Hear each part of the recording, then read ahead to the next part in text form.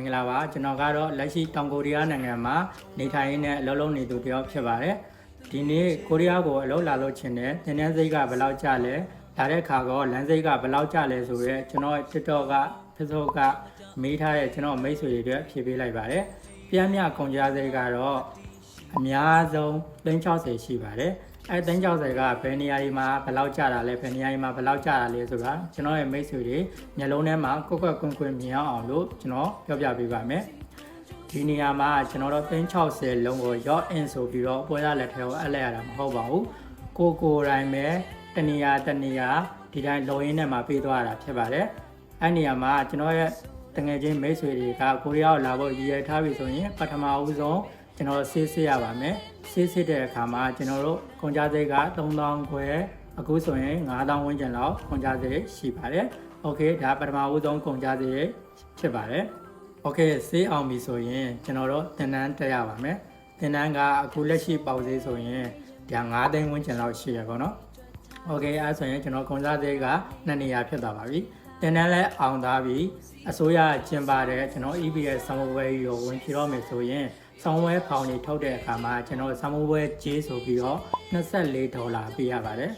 $24ဆိုတော့အခုလက်ရှိပေါက်ဈေးနဲ့ဆိုရင်မြန်မာငွေ3,200,000ဝန်းကျင်လောက်ကျပါတယ်โอเคအဲဆိုရင်3နေရာမှာကျွန်တော်ကုန်ကြစိတ်ဖြစ်သွားပါပြီโอเคဒါဆိုရင်ဆောင်းပွဲလဲအောင်ပြီးသွားပြီကျွန်တော်ဆောင်းပွဲတွေအကုန်လုံးအောင်ပြီးသွားပြီဆိုရင်ကျွန်တော်တို့အလုပ်ဖောင်တွေ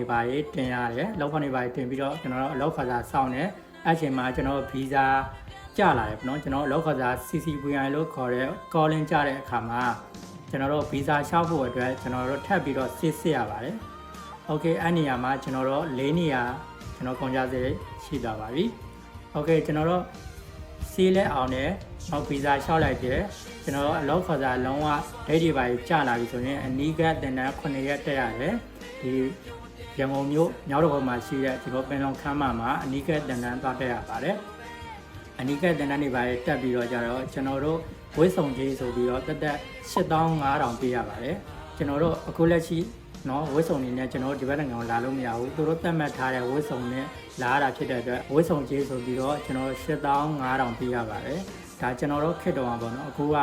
ဒါဈေးနှုန်းတွေပြောင်းရင်လည်းပြောင်းသွားနိုင်ပါတယ်ဆိုတော့ကျွန်တော်တို့တင်တန်းတွေတက်ပြီးသွားပြီဝိစုံတွေလည်းကျွန်တော်လက်ထဲကိုရောက်လာပြီဆိုရင်ကျွန်တော်တို့အာမခံကြီးဆိုပြီးတော့ကျွန်တော်တို့မြန်မာနိုင်ငံအစိုးရဒီစီးပွားရေးဘဏ်မှာ15သိန်းတွင်းရပါတယ်အဲ့ဒီ15သိန်းကကျွန်တော်တို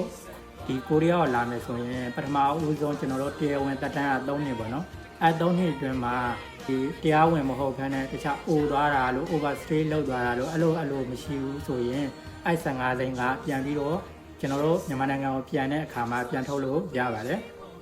โอเคဒါဆိုရင်အဲ့15သိန်းလဲတွင်းပြီးသားပြီ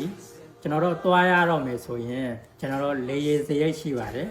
်လေယာဉ်စရိတ်ကဒေါ်လာ600ရှိပါတယ်ဒေါ်လာ600ဆိုရင်အခုလက်ရှိမြန်မာငွေပေါက်ဈေးနဲ့ဆိုရင်ကျွန်တော်တို့28သိန်း9000ဝန်းကျင်လောက်ရှိပါတယ်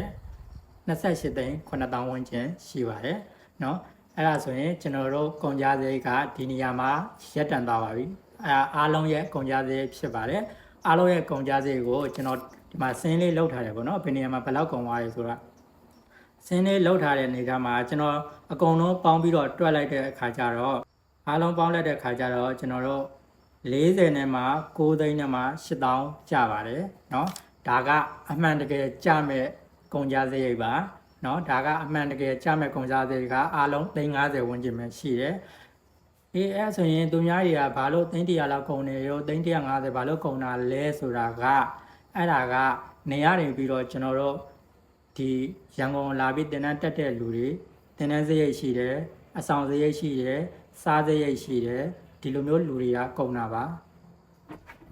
အဲ့ဒီကုန်ကြစရိတ်ကကျွန်တော်ရန်ကုန်မှာနေတဲ့လူတွေကမကုန်ပါဘူးရန်ကုန်မှာနေတဲ့လူတွေကြတော့ဒီတစ်ဖက်ကမှလည်းအလောလောရင်းနဲ့မှဒါပိတ်ရလေးမှာတင်တန်းတက်တဲ့ဆောင်းမဲ့ဖြေလိုက်တယ်ပြီးအလောက်ခါစားကိုစောင့်နေလိုက်တယ်ပြီးရင်လာလိုက်တယ်ဆိုတော့ကုန်ကြစရိတ်ကအဲ့လောက်မရှိဘူးကျွန်တော်တို့ဘာကြောင့်အဲ့လောက်ကုန်တာလဲဆိုတော့နေရလာတဲ့လူတွေပဲကုန်တာဖြစ်ပါတယ်အဆောင်စရိတ်ရှိမယ်စားစရိတ်ရှိမယ်ဟုတ်ပြီလားတင်တန်းစရိတ်ရှိမယ်တော့ဒီကြားထဲမှာကိုယ့်ရဲ့တောက်တဲ့စားတဲ့လူစင်တောက်စားတဲ့ငွေချင်းတွေနဲ့ရှောက်လေဓာတ်တွေရှိမှာပေါ့နော်အဲ့ဒါကြီးအကုန်လုံးပေါင်းလိုက်လို့ကျွန်တော်100 120 150ကုန်တာဖြစ်ပါတယ်ကျွန်တော်ဆိုရင်လည်းရန်ကုန်မှာအလောလောရင်းနဲ့မှာတင်တန်းတက်ရင်လာခဲ့တာဖြစ်တဲ့ကျွန် ကျွန်တော်ဆိုရင်အားလုံးမှာ360ပဲကုန်ကြစေရှိခဲ့ပါတယ်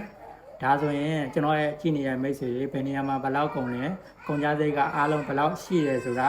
ကွက်ကွင်ကွင်နဲ့မြင်နိုင်မှာဖြစ်ပါတယ်ခင်ဗျာเนาะကျွန်တော်လည်းဒီနောက်ထပ်ပေါ့နော်ဒီလိုမျိုး